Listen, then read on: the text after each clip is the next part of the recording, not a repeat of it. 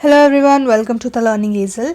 तो स्टूडेंट, आज हम करने वाले हैं एएसपीआई पीओ 2019 में जो प्रीलिमिनरी का एक पेपर पूछा गया था 8 जून 2019 को। आज हम वो पूरा पेपर डिस्कस करने वाले हैं। ये पेपर आपको बताएगा कि किस तरह का पेपर प्रीलिमिनरी पेपर्स में पूछा जाता है। ठीक है, आपको लेवल पता चल जाएगा और किस तरह से आप उस क्वेश्चंस को जल्दी से जल्दी सॉल्व कर सकते थे। ठीक है, तो आज का पेपर लॉकडाउन स्पेशल, लॉकडाउन चल रहा है, सब लोग हेल्दी रहिए, सेफ रहिए। तो स्टार्ट करते हैं आज का पेपर। हम ट्राई करेंगे कि ये जब तक लॉकडाउन चल रहा है तब तक मैं आपके पास जितने भी प्रीवियस ईयर पेपर्स हुए हैं वो सारे के सारे आपके साथ डिस्कस कर सकूं। ठीक है, चलिए स्टार्ट कर रहे हैं हमारे पहले क्वेश्चन के साथ। आप लोग स्क्रीनशॉट लेके इसको सॉल्व भी कर सकते हैं। ठीक है, जिससे आपको पता चल जाएगा कि किस तरह का क्वेश्चन आया था और ये पेपर में कितने मिनट में होने वाले होते हैं। जैसा आपको पता है कि 20 मिनट्स का टाइम होता है, 35 क्वेश्चंस होते हैं, तो पेपर कुछ ज़्यादा ही मुश्किल नहीं होता। एक आधा क्वेश्चन होता है जो थोड़ा बहुत कॉम्प्लिकेशन से पूछा जाता है, लेकिन बाकी के सारे क्वेश्चंस क्या रहते हैं, इजी रहते हैं। ठीक है, कुछ भी नया दिखे तो उसे डरना नहीं है। तो आज हम उसी के बारे में बात करेंगे, किस तरह से हमें इस पेपर को देखना था। स्क्रीनशॉट ले लीजिए अगर आपको क्वेश्चंस को देखना है तो। उसका स्क्रीनशॉट लेने के बाद ये ज़रूर देख लेना कि इसको करने के लिए हमें कितना टाइम लगता है। ठीक है, तो आज हम 35 क्वेश्चंस डिस्कस करेंगे फटाफट से। चलिए, पहला क्वेश्चन था 6 boxes are kept one above the another. हमारे पास पहली पजल आई थी जिसके अंदर हमें ये पजल पूछी गई थी। अब इसमें 6 बॉक्सेस हैं। आपको पता होगा कि बॉक्स वाली पजल में हम कभी भी बेस लेके नहीं चलते हैं। क्यों? क्योंकि हमें पता नहीं होता ऊपर कौन सा और नीचे कौन सा है। फ्लोर की बात करें तो हम लोगों को पता है कि नीचे 1 है, 2, 3, 4, 5, 6 सो ऑन। जैसे जैसे हम ऊपर जाते हैं वैसे वैसे नंबर क्या करता जाता है, बढ़ता जाता है। लेकिन अगर हम बॉक्सेस की बात करें तो बॉक्सेस में हम कुछ भी कंफर्म नहीं बता सकते। तो देखो हम इसको करेंगे कैसे, उसको देखते हैं। चलिए, लिखा है box C is kept immediately above the orange coloured box. जो बॉक्स सी है, ठीक है, जो सी बॉक्स है उसको मैंने कहाँ रखा है, इमीडिएटली ऑरेंज कलर के ऊपर रखा है। मुझे नहीं पता ऑरेंज का है, बस ऑरेंज के एकदम ऊपर कौन आएगा, C. 2 boxes are kept between orange coloured box and pink coloured box. Pink colour और ऑरेंज कलर के बीच में कितने बॉक्सेस आने वाले हैं, 2 बॉक्सेस। अब देखो मेरे पास, हम इसको दोबारा से बना रही हूँ मैं उस तरफ। ये मैंने ले लिया सी, ठीक है, और सी के एकदम नीचे कौन ले लिया, ऑरेंज। अब मैंने कहा कि ऑरेंज और पिंक कलर के बॉक्स के बीच में कितने बॉक्सेस होने चाहिए, 2। अब देखो ये 2 बॉक्सेस नीचे भी हो सकते हैं, मतलब पिंक यहाँ भी हो सकता है ना। और इसके अलावा क्या हो सकता है, एक पॉसिबिलिटी ये है, अगर मैं इसको ऑरेंज ले लूँ तो एक बॉक्स ये, दूसरा बॉक्स ये, और यहाँ पे क्या आ जाएगा मेरे पास, पिंक। ठीक है, ये बन सकता है। आगे देखते हैं, कह रहा है only 3 box are kept between pink and E. Pink और ई के बीच में 3 बॉक्स रखे जाएंगे। अच्छा देखो, अगर 3 बॉक्स रखे जाएंगे तो 1, 2, 3, 4, 5, यहाँ तो ऑलरेडी 5 बॉक्स हो चुके हैं, नीचे तो बन नहीं सकता क्योंकि हमारे पास टोटल 6 बॉक्सेस थे। अगर ऊपर रखते हैं तो 1, 2, 3, बट यहाँ तो ऑलरेडी सी पड़ा है। दैट मीन्स कि ये वाली पॉसिबिलिटी तो स्टार्टिंग में ही कैंसिल हो गई, है ना। चलो अब यहाँ पे रख के देखते हैं, 1, 2, 3, मतलब ये वाला जो बॉक्स है, मतलब ऑरेंज वाला जो बॉक्स है, इसके नीचे 1, 2 एंड 3, इसके नीचे हमारे पास कौन सा आ जाएगा, ई। यहाँ तक क्लियर होगा? मैं पेन चेंज कर रही हूँ। यहाँ तक आई थिंक आपको क्लियर। तो मेरे पास आ गया एक बॉक्स ये, 2, 3, 4, 5, और एक बॉक्स या तो ई के नीचे बनेगा या तो पिंक के ऊपर बनेगा। आगे वो क्या कह रहे हैं, box E is not in blue colour, मतलब ये वाला जो बॉक्स है ये ब्लू कलर का नहीं है। आगे लिखा है red colour box is kept immediately above the pink coloured box. अच्छा, तो अगर ये पिंक है तो इसके ऊपर क्या आ गया, रेड, और इसी के साथ मेरे पास 6 बॉक्सेस की पोजीशन भी आ गई। आगे लिखा हुआ है box F is in violet colour. अब देखो मेरे पास एफ को रखने की एक ये पोजीशन है, ये पोजीशन है, ये और ये यहाँ रख नहीं सकती, कलर दिया हुआ है, तो मेरे पास एफ रखने की एक ही पोजीशन बची, ये वाली। अच्छा, अगर हम f को यहाँ रखते हैं, मान लेते हैं, तो ये कौन से कलर का था, वायलेट, तो ये मेरे पास कौन सा कलर हो गया, वायलेट। आगे देखो, box A is placed above box B, immediately above, मतलब ए और बी साथ में आएंगे, तो ये वाले के साथ तो पोजीशन बन नहीं सकती, तो सिर्फ यही पोजीशन बची, ये ए हो गया और ये बी हो गया। Box D is of orange colour, तो ये कौन सा हो गया, बॉक्स डी। अब देखो ये ब्लू नहीं हो सकता, तो ऑब्वियसली सी वाला ब्लू होगा, और एक ही कलर बचा था दैट इज़ ग्रीन, तो ये हमारे पास इसमें आ गया। ठीक है, तो जिन लोगों की प्रैक्टिस बहुत अच्छी है वो 50 सेकेंड्स या लेस देन 1 मिनट के अंदर इस क्वेश्चन को सॉल्व कर सकते हैं, और जिनकी नहीं है वो पेपर आने से पहले पहले इसकी स्पीड को बढ़ाओ, और ताकि ज़्यादा से ज़्यादा नंबर आप इससे ले सको। ठीक है, चलिए नेक्स्ट देखते हैं। अच्छा देखो, यहाँ पे मैंने इसके क्वेश्चंस इंक्लूड नहीं किए हैं। अगर हम क्वेश्चंस की बात करें तो इसमें जो हमसे क्वेश्चंस पूछे गए थे वो ये क्वेश्चन था, जैसे कि ए और सी के बीच में कितने बॉक्सेस हैं, तो ए और सी के बीच में 2 बॉक्सेस हैं। ठीक है, फिर इसके बाद हमसे एक क्वेश्चन पूछा गया था कि सेकंड पोजीशन अगर हम बॉटम से बात करें तो कौन सा बॉक्स है, तो दैट इज़ डी बॉक्स, है ना। फिर ग्रीन कलर का बॉक्स कौन सा है, तो वो आ गया हमारे पास ई बॉक्स। तो इस तरह के क्वेश्चन हमसे पूछे गए थे। ठीक, चलिए नेक्स्ट देखते हैं। अगला जो हमारा क्वेश्चन था वो था डायरेक्शन बेस्ड। ठीक है, अगला क्वेश्चन हमारा कौन सा था, डायरेक्शन बेस्ड था। तो बना के देखते हैं। इसी के साथ मैंने क्वेश्चन को भी जोड़ दिया, 3-4 क्वेश्चंस पूछे गए थे, मैंने एक क्वेश्चन यहाँ पे रखा है आपके लिए।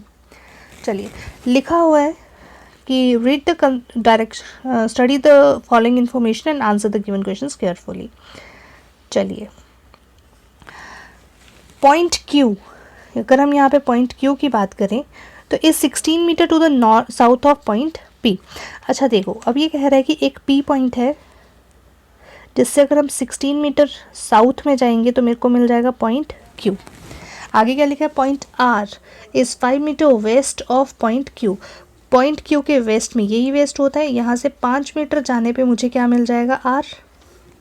आगे क्या बोला है, point T is 25 meter to the north of R. R का नॉर्थ कौन सा हो गया, ये यहाँ पे 25 मीटर जाने पे मुझे क्या मिलेगा, टी। आगे क्या बोला है, आगे लिखा हुआ है V is 10 meter to the east of T. अगर मैं यहाँ से टी के ईस्ट में चलती हूँ 10 मीटर तो मुझे क्या मिलेगा, वी। आगे है point J is 9 meter to the south of point V. अच्छा देखो, 16 मीटर ये है, ये 25 मीटर्स है, तो ऑब्वियसली ये यहाँ तक अगर इसके बिल्कुल पैरेलल मैं कर दूँ तो ये कितना मीटर होगा, 9 मीटर्स। और ये पॉइंट कौन सा आ गया मेरे पास, जे। अब इसमें क्वेश्चन पूछा हुआ था if W is to the west of point J. J के वेस्ट में कहीं डब्ल्यू है, मुझे नहीं पता अभी कहाँ पे है, and north of point R, अगर आर के नॉर्थ में हो, जे के उसमें हो, तो ऑब्वियसली हमें यहीं पे बनाना पड़ेगा डब्ल्यू। अगर ये डब्ल्यू है तो ये वाली लेंथ कितनी हो गई, 16, और ये वाली लेंथ कितनी हो गई, 9, क्योंकि ये कितनी थी, 16, और ये कितनी थी, 9। अब हमसे ये पूछा है then what is the distance between W and T, तो हमने तो यही निकाल लिया कि डब्ल्यू और टी के बीच में डिस्टेंस कितना है, 9 मीटर्स का। क्लियर, चलिए नेक्स्ट देखते हैं। स्क्रीनशॉट ले लीजिए। काफ़ी बच्चों ने इस क्वेश्चन को छोड़ दिया था ट्रायंगल समझ के, लेकिन छोड़ने वाला क्वेश्चन बिल्कुल नहीं था, ये हार्डली 30 सेकेंड्स का क्वेश्चन है। इसके अंदर एक ट्रायंगल दिया है, 6 पीपल दिए हैं, और ये कहा हुआ है कि जो 3 लोग कॉर्नर में बैठे हैं और 3 लोग मिडल में बैठे हैं। जो कॉर्नर में बैठे हैं वो कहाँ देखेंगे, इनसाइड, और जो मिडल में बैठे हैं वो कहाँ देखेंगे, आउटसाइड। बस हमें इसी चीज़ का ध्यान रखना है, हमेशा हमें पजल की बेस फॉर्म पता होनी चाहिए। तो मेरे पास इसी तरह से कुछ बन जाएगा। ये मेरे पास एक ट्रायंगल, ये इनसाइड वाले आ गए और ये आउटसाइड वाले आ गए, है ना। चलिए आगे कह रहा है ए सिट्स एट द कॉर्नर, कोई भी एक कॉर्नर लिया और ए को बिठा दिया। M is an immediate neighbour of A. अच्छा ये देखो, अगर एम को हम यहाँ भी रख सकते हैं और यहाँ भी रख सकते हैं, तो मैं फ़िलहाल के लिए इसको साइड पे लिख देती हूँ, एम और ए, है ना। आगे बोला 2 people sit between M and C. M और सी के बीच में 2 लोग बैठ सकते हैं। अगर यहाँ रखा तो 1 2 सी यहाँ आ जाएगा, अगर यहाँ रखा तो 1 2 सी यहाँ आ जाएगा। इसको भी छोड़ देते हैं, एम और सी एक दूसरे के अपोजिट होंगे एक हिसाब से। O sits to the immediate left of C. अब सी के इमीडिएट लेफ्ट में कौन बैठेगा, O, and N is an immediate neighbour of O. अब देखो, अगर सी के इमीडिएट लेफ्ट में ओ बैठा है तो एन को तो रखने की एक ही पोजीशन बची, ये वाली, है ना। अब देखो, अगर मैं एम को यहाँ रखती हूँ, ठीक है, एम को यहाँ रखती हूँ तो सी यहाँ आएगा, और अगर सी यहाँ आएगा तो सी का इमीडिएट लेफ्ट ये ओ हो गया। क्या हम एन को रख सकते हैं, नहीं रख सकते। दैट मीन्स कि हमारे पास क्या होगा, एम को यहाँ रखना पड़ेगा। एम और सी के बीच में कितने का गैप, 2 का गैप। सी के इमीडिएट लेफ्ट में ओ, और ओ के साथ एकदम से कौन आएगा, एन। तो जो हमारा बचा हुआ मेंबर है दैट इज़ जी। तो इस तरह से हमें लेस देन 1 मिनट में ये वाली पजल भी बनानी थी, ठीक है। चलिए, इसमें जो क्वेश्चंस पूछे गए थे मैं उसके बारे में आपको बता दूं। इसमें आपसे क्वेश्चन पूछा गया था कि what is the position of O with respect to C. O की पोजीशन क्या है सी के रिस्पेक्ट में, तो that is immediate left. Clear. अब और हमसे पूछा गया था कि ए और ओ के बीच में कितने लोग बैठे हैं, तो चाहे आप राइट से देखो चाहे लेफ्ट से देखो कितने लोग बैठे हैं, 2। और आगे हमसे पूछा था who is sitting second to the right of A के सेकंड राइट में कौन बैठा है, ये आ गया ए का फर्स्ट राइट और ये आ गया हमारे पास ए का सेकंड राइट, तो हमारे पास कौन बैठा हुआ है यहाँ पे, एन। ठीक है, चलिए नेक्स्ट क्वेश्चन देखते हैं। How many such pairs of letters are there in the word persuade. Persuade के अंदर कितने लेटर्स हैं, जब हम उनको बैकवर्ड या फॉरवर्ड गिनते हैं, जितने कि एग्जैक्ट इंग्लिश अल्फ़ाबेटिकल सीरीज़ में आते हैं। ठीक है, चलो तो इसके लिए सबसे बेस्ट तो ये रहता है कि अगर आपको इनके नंबर्स याद हों, अगर आपको इनके नंबर्स याद हैं तो सबसे बेस्ट रहता है। पी कितना हो गया 16, ई कितना होता है 5, R is right to vote 18 की एज में मिलता है, S is 19, under 21 1, D 4 and E is 5। Count करना है तो सिंपल सा देखो, 16 के आगे क्या कोई बड़ा नंबर हमें दिख रहा है, बिल्कुल दिख रहा है, 16 17 एंड 18। हमारे पास जो पहला पेयर बन गया दैट इज़ दिस वन, 16 के बाद 17 18, उसके बाद 16 के बाद 18 19, दूसरा पेयर बन गया। अब आगे देखो 19 से बड़ा कोई नंबर नहीं दिख रहा तो हम आगे चेक ही नहीं करेंगे। 5 से देखते हैं 6 7 8 9 10, कुछ भी नहीं बन रहा, छोड़ दो। 8 से चेक किया 18 और 19, एक पेयर ये बन गया है ना, ये भी तो बन रहा है। आगे चेक करते हैं, 19 के आगे बड़ा नंबर नहीं है, चेक नहीं करेंगे। 21 के आगे बड़ा नंबर नहीं है, चेक नहीं करेंगे। 1 से देखा 1 2 3 3, यहाँ तो 5 दिया हुआ है, फिर उसके बाद एक बन गया हमारे पास 4 और 5। तो फॉरवर्ड डायरेक्शन में तो हमारे पास कितने बन गए 4। अब देखते हैं बैकवर्ड में कुछ बनता है कि नहीं। चलो बैकवर्ड में अगर मैंने देखा तो 5 से बड़ा नंबर 6 7 8 9 10 11 12 नहीं बन सकता है ना, यहाँ से तो कुछ नहीं बन रहा। 4 से देखते हैं 5 6 7, बड़े बड़े नंबर से देखने से ही पता चल रहा है। 1 से देखो तो 2 3 4 एंड 5, तो एक मेरे पास ये और बन गया। तो मेरे पास टोटली कितने बन गए, अब देखो 21 से आगे बड़ा कुछ नहीं है, 19 से बड़ा कुछ नहीं है, 18 से बड़ा कुछ नहीं है, तो हम लोग इसको चेक नहीं करेंगे, हम अपना टाइम वेस्ट बिल्कुल नहीं करेंगे। ठीक है, तो हमारे पास ऐसे कितने नंबर्स बन गए 1 2 3 4 एंड 5। तो ऐसे हमारे पास 5 पेयर्स बन चुके हैं। ठीक है, चलिए नेक्स्ट देखते हैं। अगली पज़ल जो पेपर में पूछी गई थी, अभी तक हम कितनी पज़ल्स कर चुके हैं, हम 2 पज़ल्स कर चुके हैं और इस पूरे पेपर में टोटली हमारे पास आई थी 4 पज़ल्स आई थी। इसके अलावा ब्लड रिलेशन था और बहुत सारे और क्वेश्चंस थे, तो स्क्रीनशॉट ले लीजिए, ट्राई करिए, उसके बाद मैं बताती हूँ इसको करना कैसे था। ठीक है, आप लोगों ने देखा होगा परसों की वीडियो में मैंने नॉर्थ और साउथ फेसिंग वाले क्वेश्चंस की अप्रोच बताई थी, किस तरह से हम उसको सॉल्व करते हैं। ठीक है, चलिए 9 पर्सन्स है, स्ट्रेट लाइन में बैठे हैं, कुछ नॉर्थ देख रहे हैं कुछ साउथ देख रहे हैं। इमीडिएट नेबर्स के बीच में जो डिस्टेंस है वो सेम है और सारी की सारी इन्फॉर्मेशन ज़रूरी नहीं है कि इसी सेम ऑर्डर में दी गई हो। चलिए यहाँ लिखा है हमारे पास कितने पर्सन थे, 9 पर्सन है। P seat second from one of the extreme end of the line, 1 2 3 4 5 6 7 8 9 10, sorry 10 तो चाहिए नहीं, 9। हमारे पास 9 पर्सन आ गए। अब देखो जब भी हमें नॉर्थ साउथ फेसिंग दिया होता है तो ट्राई किया करो कि इसको स्टार्टिंग से बनाना शुरू कर दो, है ना। जैसे इसने कहा है कि second from one of the extreme ends, अगर हमें कुछ इन्फॉर्मेशन मिल रही है तो आगे वो कह रहा है R sits third to the right of P. अगर मैं इसको नॉर्थ फेसिंग करवाऊँ 1 2 3, first right second right third right, यहाँ से नॉर्थ फेसिंग सॉरी यहाँ से साउथ फेसिंग करवानी पड़ेगी 1 2 3।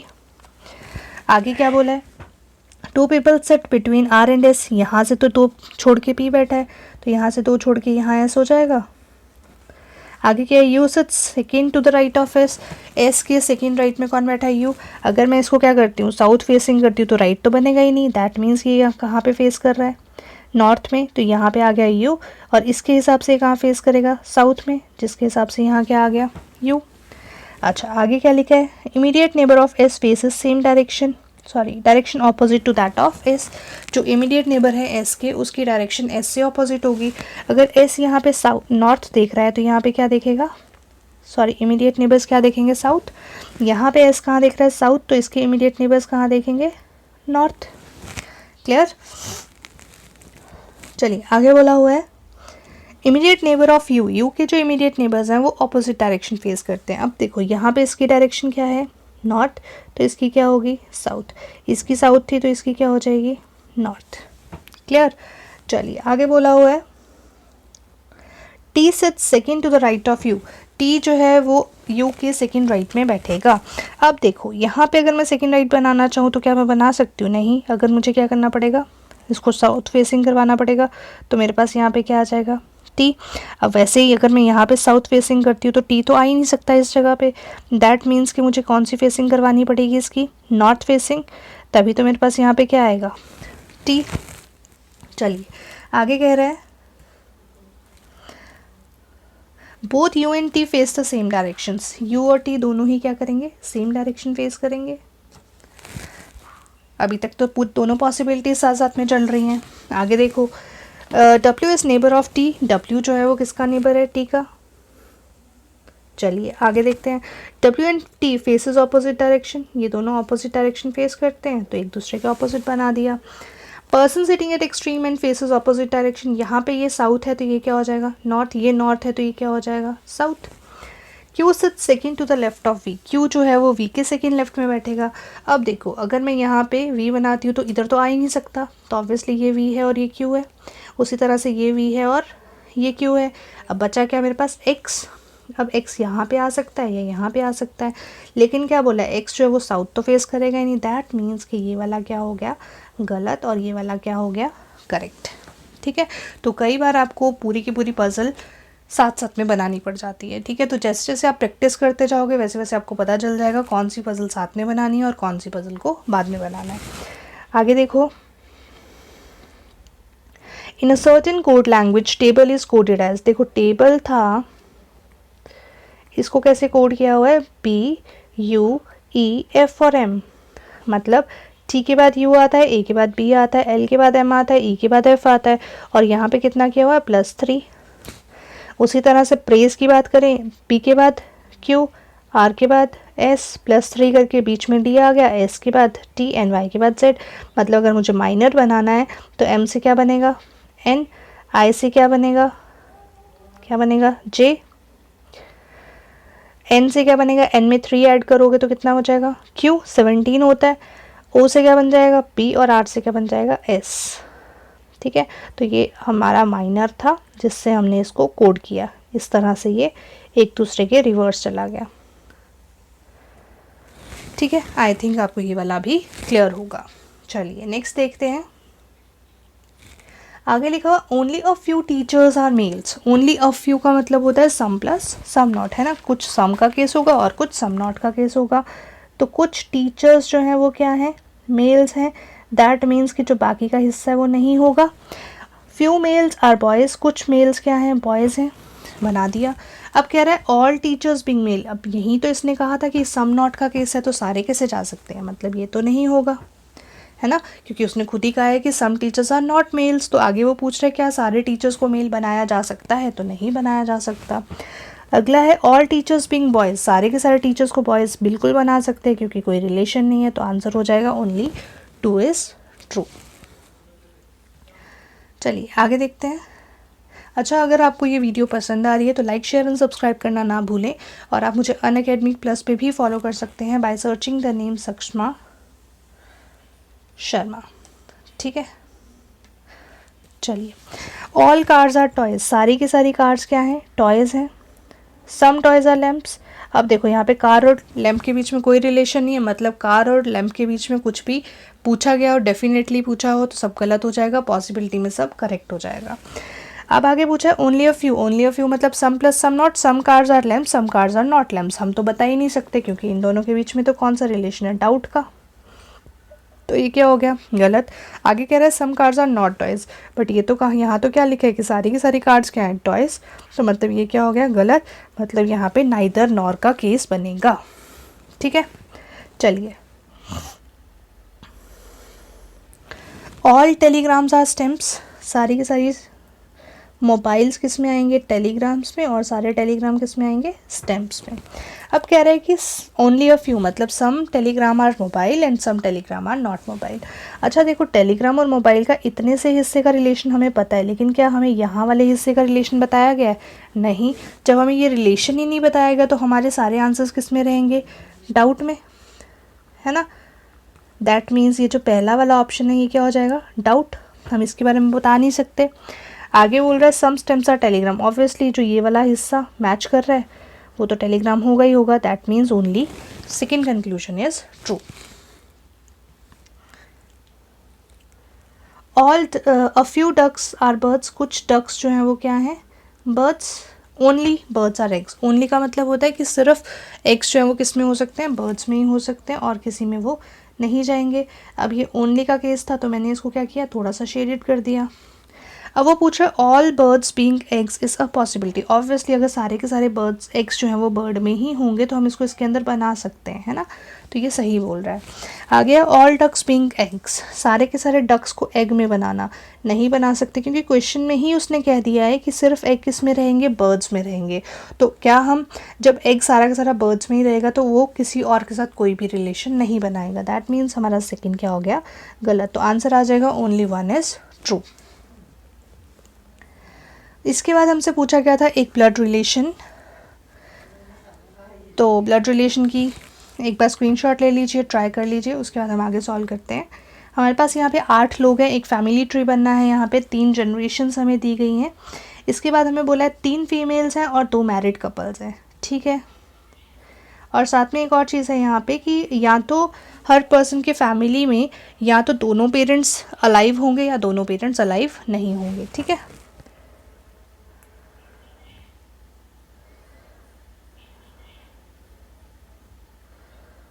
चलिए हमारे पास 8 लोग हैं, यहाँ पे हम नोट कर लेते हैं कि 3 हमारे पास फीमेल्स हैं और हमारे पास 2 मैरिड कपल्स हैं, ये मैंने नोट डाउन कर लिया। अच्छा यहाँ लिखा हुआ है सबसे पहले Charan sister in law is mother of Gunny, जो चरण की सिस्टर इन लॉ है, अब हमें नहीं पता वो उसके हस्बैंड की बहन है या फिर उसके भाई की वाइफ है, इसलिए मैंने यहाँ पे 2 ब्लैंक्स बना दिए। जो भी उसकी सिस्टर इन लॉ होगी यहाँ पे वो कौन है, घनी की मदर है। अच्छा आगे क्या बोला हुआ है, हरी इज़ अनमैरिड फीमेल, हरी क्या है, फीमेल है और वो क्या है, अनमैरिड। गनीज मदर, गनी की जो मदर है doesn't have any sibling, that means कि ये इसके हस्बैंड ही होंगे, ठीक है। आगे Arushi is father in law of Fancy who is mother of 2 children, Fancy जो है वो 2 बच्चों की मदर है, इसके अलावा उसके फादर इन लॉ आरुषि हैं, ठीक है। आरुषि क्या है, फादर इन लॉ है फैंसी के। अब मुझे एक चीज़ बताओ, अगर हम यहाँ पे ले सकते हैं इस चीज़ को, फैंसी को हम यहाँ ले सकते हैं, उसके 2 बच्चे बना सकते हैं और इसके ऊपर मदर इन लॉ भी बन जाएगी क्योंकि 3 ही जनरेशन्स आनी है, ऊपर भी हम नहीं बना सकते नीचे भी हम नहीं बना सकते, है ना, तो दैट मीन्स कि यहाँ पे ही फैंसी होगी सॉरी। और आरुषि उसके कौन है, फादर इन लॉ, आरुषि कौन होगी, father in law. Babli is grandmother of Gunny, Babli कौन है, grandmother. Gunny who is nephew of Dinkar, अब दिनकर यहाँ तो आ नहीं सकता क्योंकि ये तो उसका फादर हुआ, ऑब्वियसली इसी का एक भाई होगा, ठीक है। अच्छा एक और चीज़ यहाँ पे थी हमारे पास, ये क्या है, हरी जो है वो अनमैरिड फीमेल है, तो ऑब्वियसली हमारे पास एक ही पोजीशन बची है क्योंकि इसके 2 बच्चे भी बनाने थे। तो हमारे पास कितनी फीमेल्स थी, 3, 1 2 3, 3 तो फीमेल्स हम बना चुके, दैट मीन्स कि जो बाकी लोग बचे हैं वो सब क्या हैं, मेल्स। अब बचा एक हस्बैंड जो कि हमें फैंसी का हस्बैंड देखना है, ठीक है। तो फैंसी का हस्बैंड कौन हो जाएगा, हमारे पास बचा है सिर्फ चरण, सॉरी चरण तो हो गया, कौन बचा है हमारे पास, एडवर्ड, है ना, तो यहाँ पे आ गया हमारे पास एडवर्ड। तो इस तरह से हमें अपना फैमिली ट्री कंप्लीट करना है, ठीक है। चलिए नेक्स्ट देखते हैं, स्क्रीनशॉट ले लीजिए और उसके बाद इसको ट्राई करते हैं। हमारे पास यहाँ पे दिए हुए हैं कितने फ्लोर्स, 6 फ्लोर्स, और जो फ्लोर वाली पजल होती है उसमें हम क्या करते हैं, हम स्टार्टिंग में ही फ्लोर्स को बना लेते हैं, 6 5 4 3 2 और 1। कह रहा है Q lives on even numbered floor, Q जो है वो इवन नंबर फ्लोर पे रहेगा, 2 4 6 कहीं भी हो सकता है। Only 2 people live between Q and V, Q और वी के बीच में 2 लोग रह सकते हैं, क्यू वी किसी भी तरह से हो सकता है।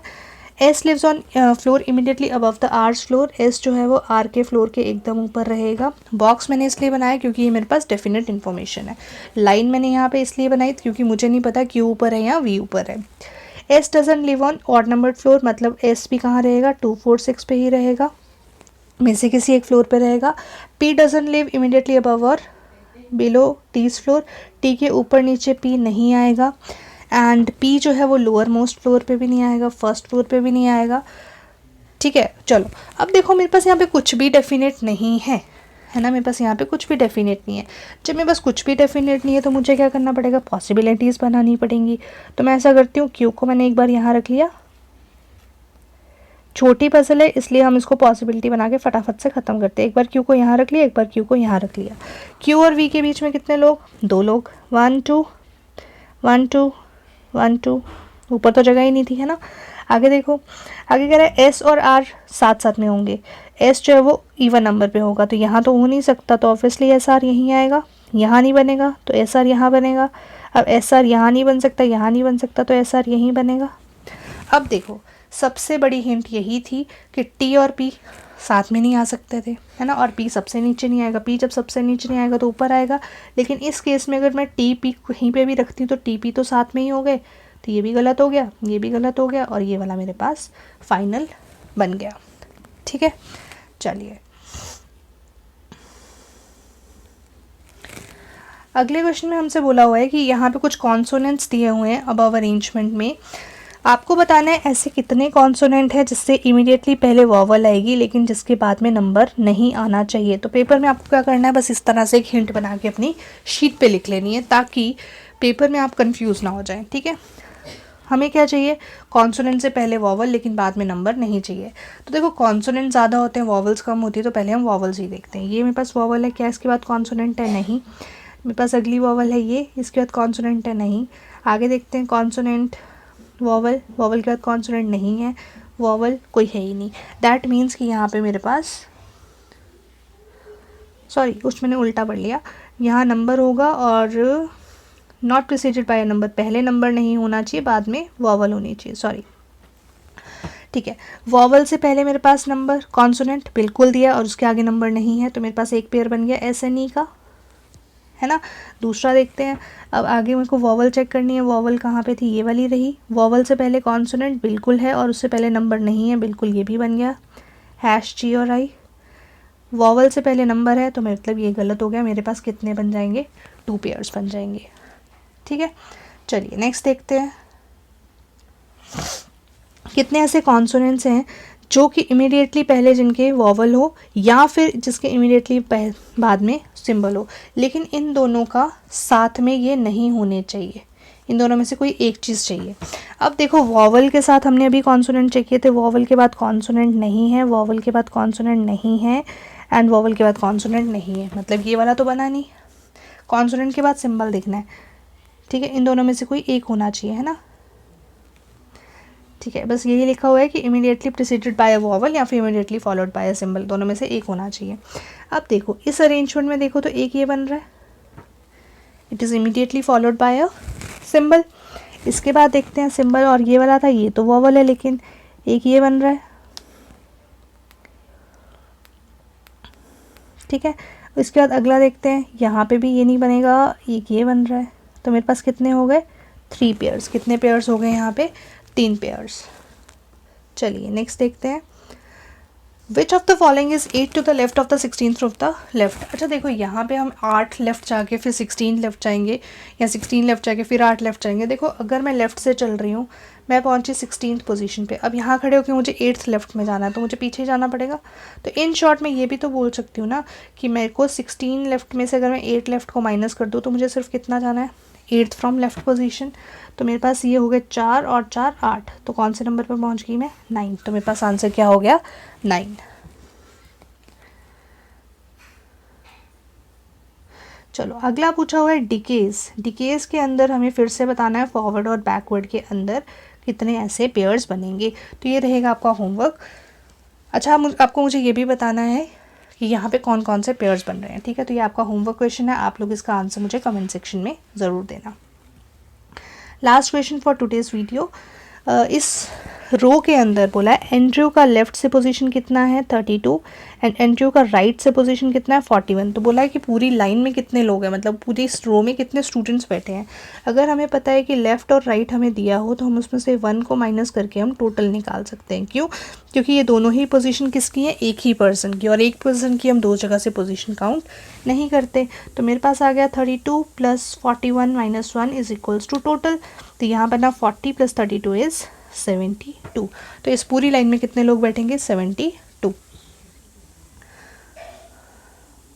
तो students, I hope you like the session. अगर आपको सेशन पसंद आया है तो please like, share and subscribe करना ना भूलें। और आप मुझे अनअकैडमी पे फॉलो कर सकते हैं बाय सर्चिंग सक्षमा शर्मा, और आप मुझे द लर्निंग एजेंट के नाम से भी सर्च कर सकते हैं।